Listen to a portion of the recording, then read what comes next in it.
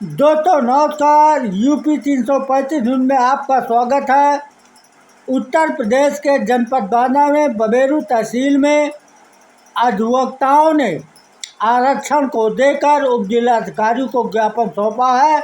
उन्होंने मांग की है कि हमको आरक्षण दिया जाए। नथु प्रसाद पटेल को दीजिए इजाज़त। नमस्कार। अब देखिए आगे की पूरी खबर।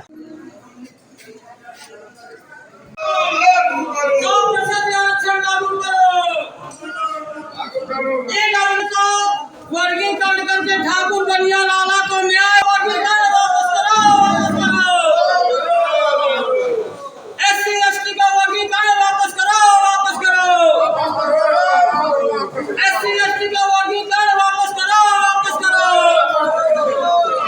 EWS का वर्गीकरण करके ठाकुर बनिया लाला सबको न्याय दो।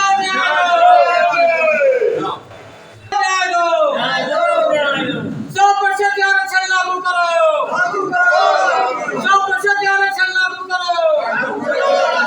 100% आरक्षण लागू करो। SC ST का वर्गीकरण वापस लो। SC ST का वर्गीकरण वापस लो। जात के सभी लोगों को आरक्षण दिया जाए और SC ST का वर्गीकरण वापस किया जाए। अगर सुप्रीम कोर्ट यही करना चाहती है तो भी 100% आरक्षण लागू कर दिया जाए।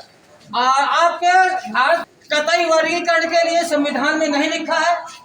अगर जरूरत होती तो संविधान निर्माता इसमें जरूर लिखते। जो काम संसद में SC और ST के सांसदों के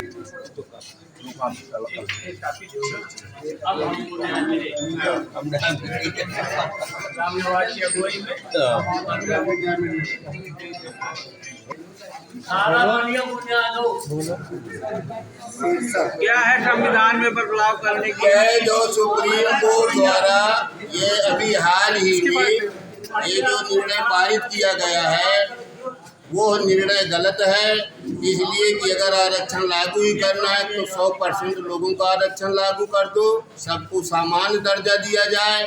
और यदि नहीं देना है तो जिनका जो आरक्षण पहले से लागू था वो आरक्षण उसी तरह लागू हो।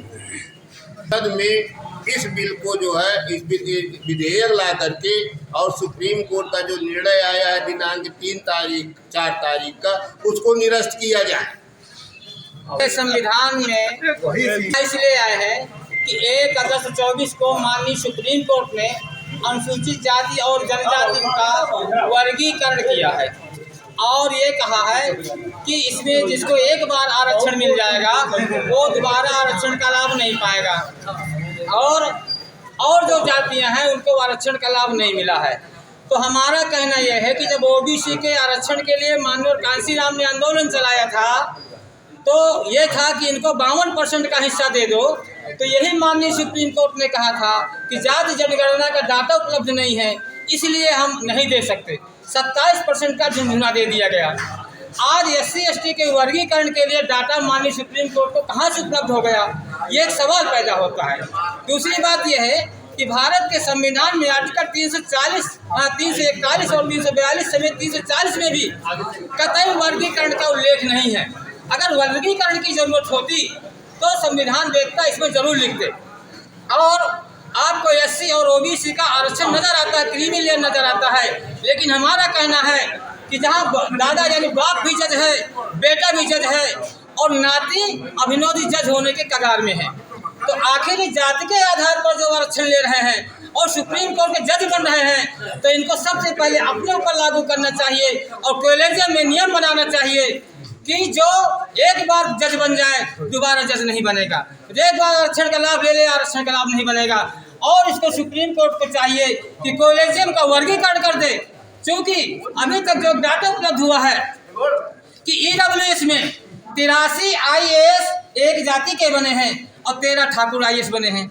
मेरा कहना है कि 6% ठाकुर हैं, 3% एक जात के लोग हैं, तो उनके 83 जज क्यों? जिनको दूना जज बनना चाहिए उनके 13 जज क्यों?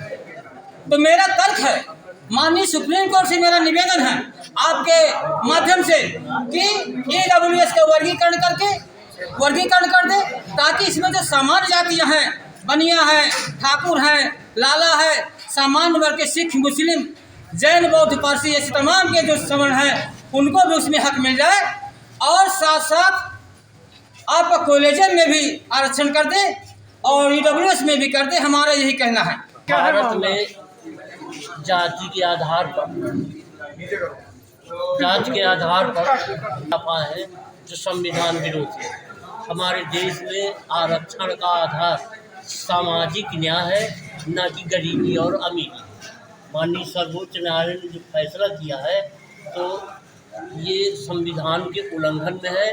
आपने हमारा शोषण जात के आधार पर हुआ है तो आरक्षण जात के ही आधार पर होना चाहिए।